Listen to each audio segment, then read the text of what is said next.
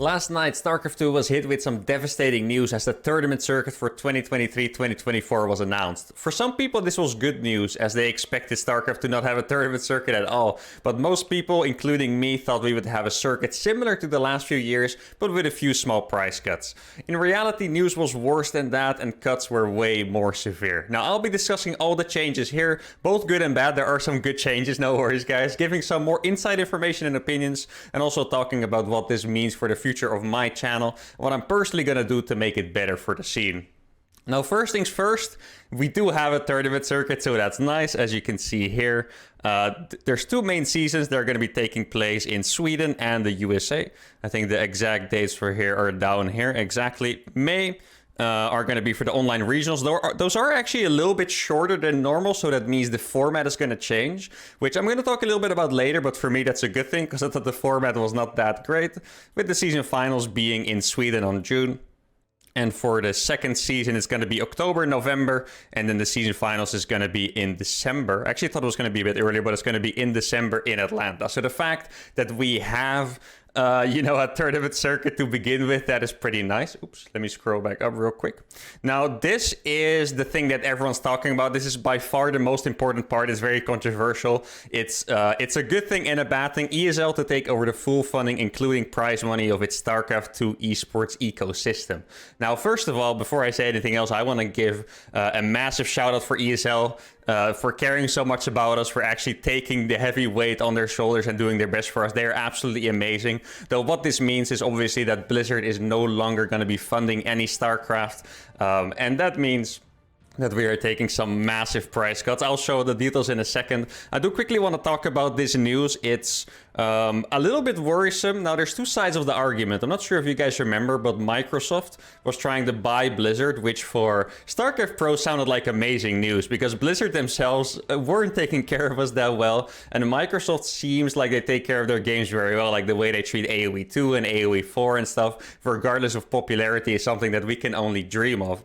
Now, the fact that Blizzard is no longer supporting them, it could mean two things. One thing I saw circulating Twitter in particular a lot was that Blizzard is not allowed to sign new contracts while a merger is pending, meaning that they actually can't fund the tournaments. And that would be the best side because it sucks that we're not getting money, but it means that we're still going to get money later on, most likely. The other side is that there was a rumor, a very trustworthy rumor going around that Blizzard was basically forced to keep the funding for StarCraft going as part of the deal with Microsoft, meaning that in their contract was that they had to keep their current esports investments going until Microsoft took over. So this could mean that there might be something about that merger we don't know. The merger was, they were trying to stop that merger, anti-monopoly, I think it's called. Agencies were trying to stop it. They thought they would be way too powerful. And the fact that the funding is not going through might mean something bad for that deal. So it's either or. I don't know which side it is. It could be good or bad news, but I thought it was really important to bring up.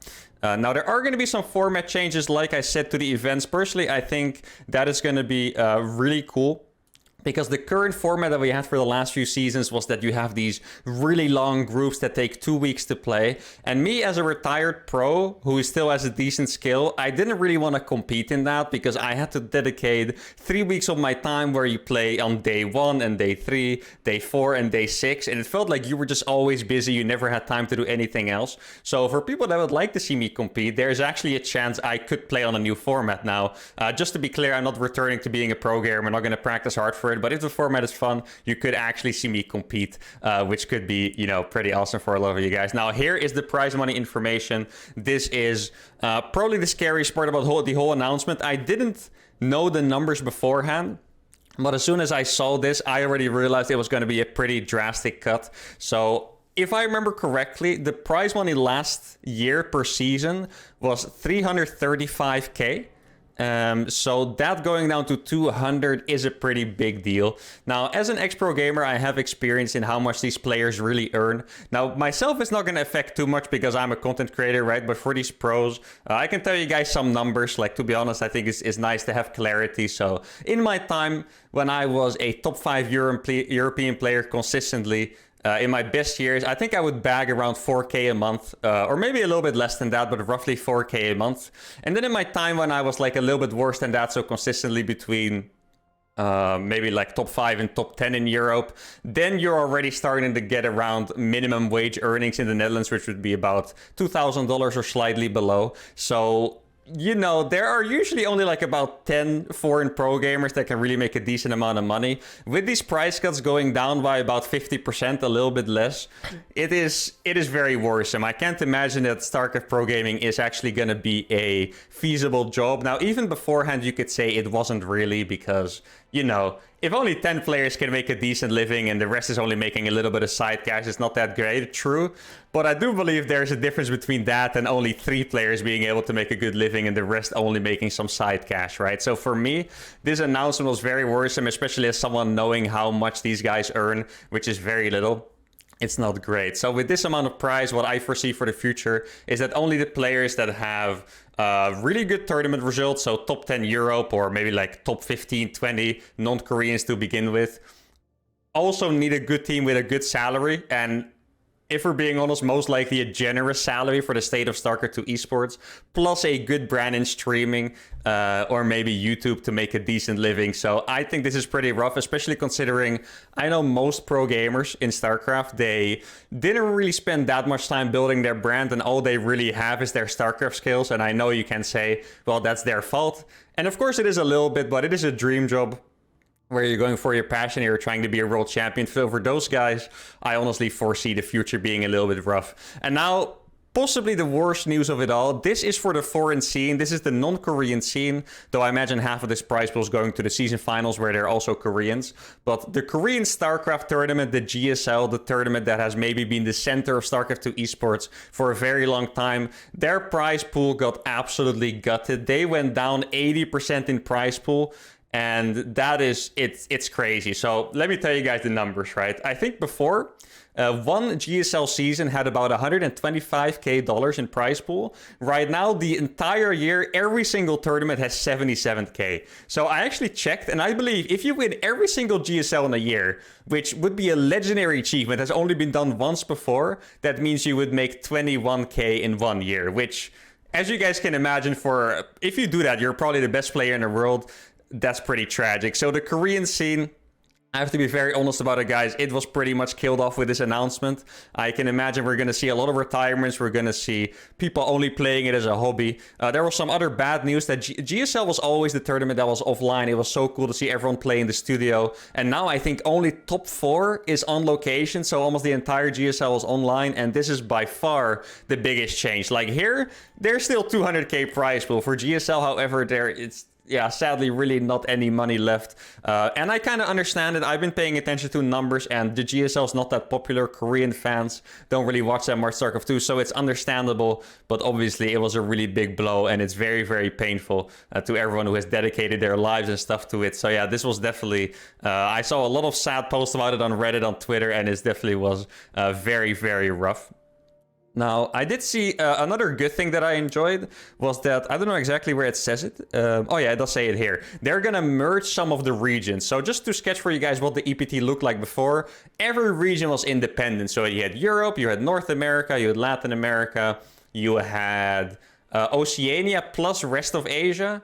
And then you had China and you had Taiwan. Now, they're pretty much merging almost all of those regions together. And I think this is a fantastic change. So what they're going to merge together is North America and Latin America.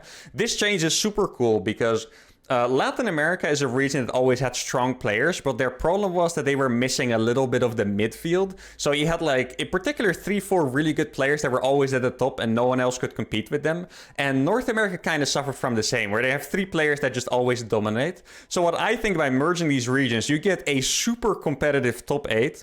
And this region is honestly going to be amazing to watch. I'm going to love it. This change is fantastic. It also means they get a little bit more money because it's going to be combined, right?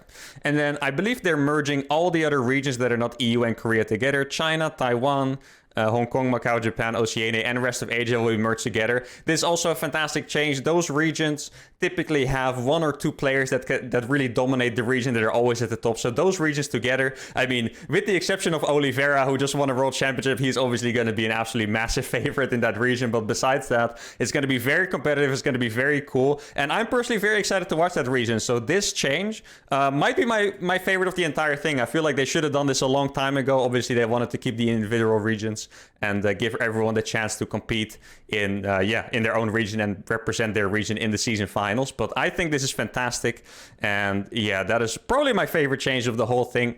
Now, for the future of my channel is just going to continue as always, so you guys don't have to worry about that. I'm going to keep making my content. At some point, this might start impacting me as well if the popularity of Starcraft goes down or something. But there's also some new games coming out. I'll be making videos in Stormgate later this year or maybe next year. I'm not sure when that is supposed to come out. But for now, nothing is going to change for me. I'm just going to keep doing my best, make good content. And one thing I really want to do to make the scene better, to keep the scene healthy for everyone, is, I think I mentioned it in another video the other day, is I would love to host some tournaments myself with the YouTube money. Personally, I'm a little bit more fortunate. I feel like I kind of started building my brand in maybe the perfect time, because now I have a pretty good following on YouTube, and I'm definitely in a better position than all these pro gamers are, so maybe I can give away a little bit of money.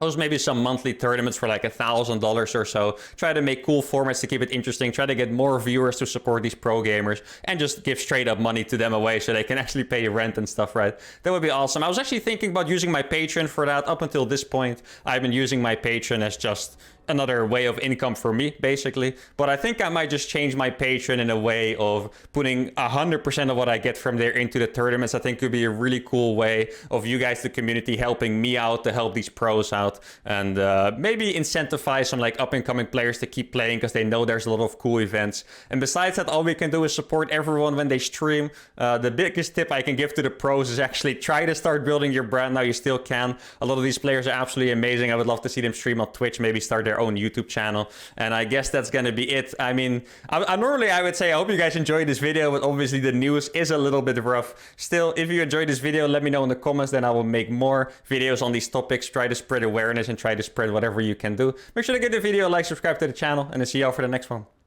Adios.